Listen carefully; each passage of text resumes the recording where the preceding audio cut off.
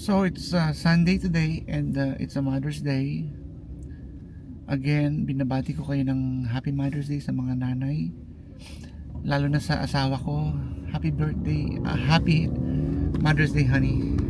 At sa mga kapatid ko at mga friends, kaibigan, cousins, Happy Mother's Day sa inyo lahat. So, ang hirap talaga dito dahil biruin mo Sunday, dapat nandun ako sa pamilya ko, mag-spend ng ganitong okasyon, pero kailangan kong mag-work. Kaya ewan ko ba, ganito ang buhay sa Amerika eh. Walang holiday, walang special day. Pag araw ng work mo, kailangan mo mag-work.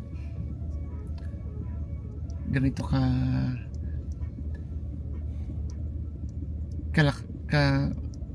katindi ang working condition dito. Talagang mahirap. Kaya lang ganun talaga eh.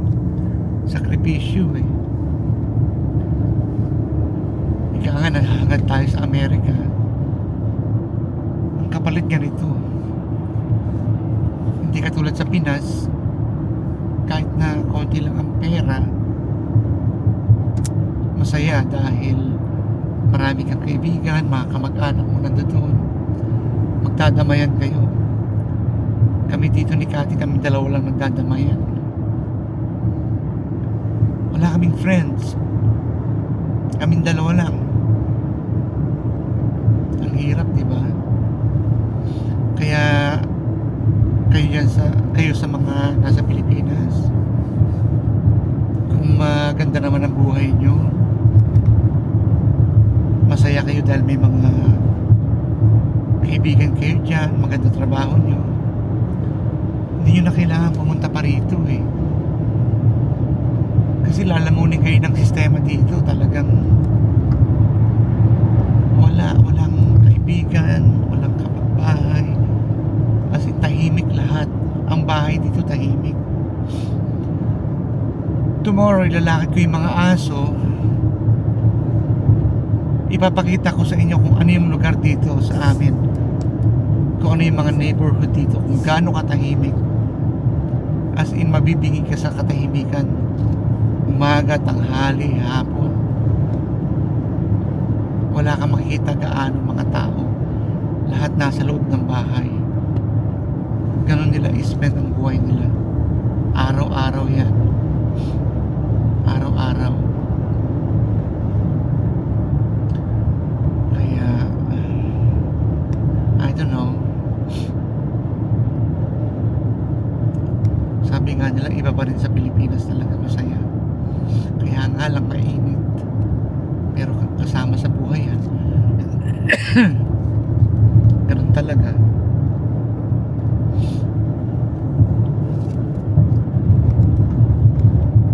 Pero hindi rin naman natin mabiblame yung mga taong nasa Pilipinas na gustong mag-abroad dahil ang hirap ng buhay sa atin. Hindi balance eh. Hindi balance eh, dahil gusto mong mag-abroad para kumita ka ng magandang pera. At the same time, yung lungkot naman. Hindi naman ako makapag-work sa Bakersfield dahil walang trabaho.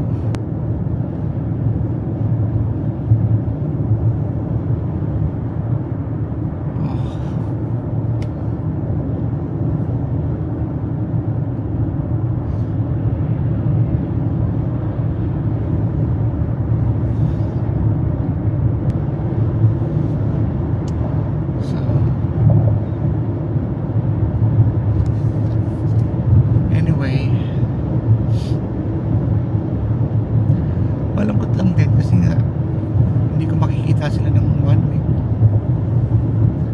Kailangan magtrabaho kasi syempre marami rin kaming bills. Excuse me. Ika nga ni Florante, Buhay Amerika.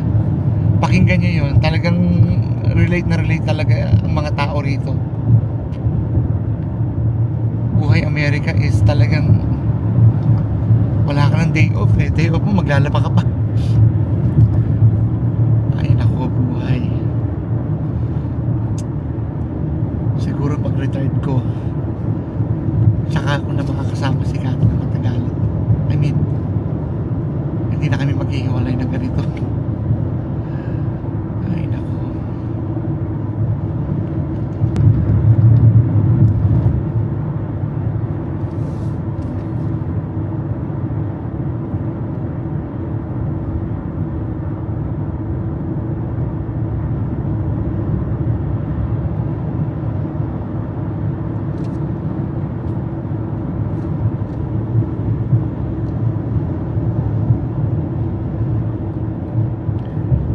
Alam nyo ba na dito sa Simi Valley,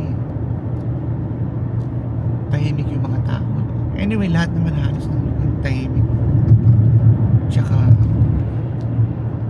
nandito rin yung Ronald Reagan Library. Kasi taga California si Ronald Reagan eh. Siya yung naging presidente ng US. 40th president ng US si Ronald Reagan. Ano siya, Republican siya.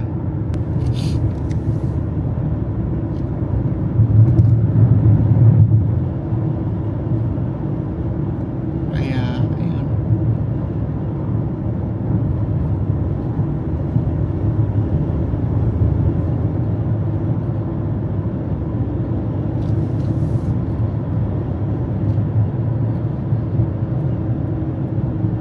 Ganda weather ngayon, mainit. Pero sa Malibu medyo cloudy. Iba-iba kasi ang weather dito sa California eh. May lugar na malamig, merong lugar na mainit. Tapos dito naman sa Bakersfield sa amin mainit. Grabe. Sobrang init. Sobrang init.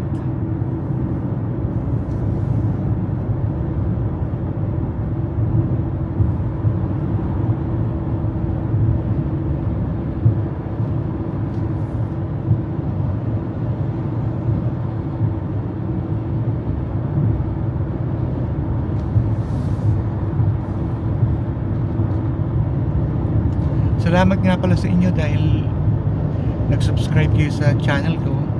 Although hindi naman ako talaga magaling na YouTuber, eh sana nagugustuhan niyo yung mga vlogs ko.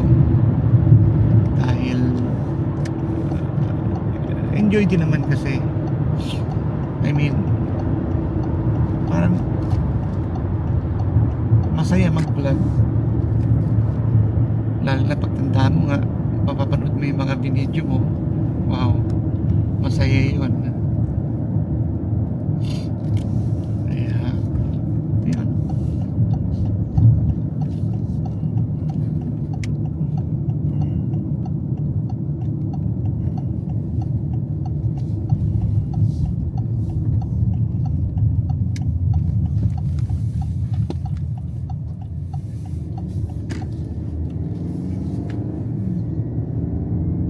Pakita ko yung lugar ni Chris ha. Ito yung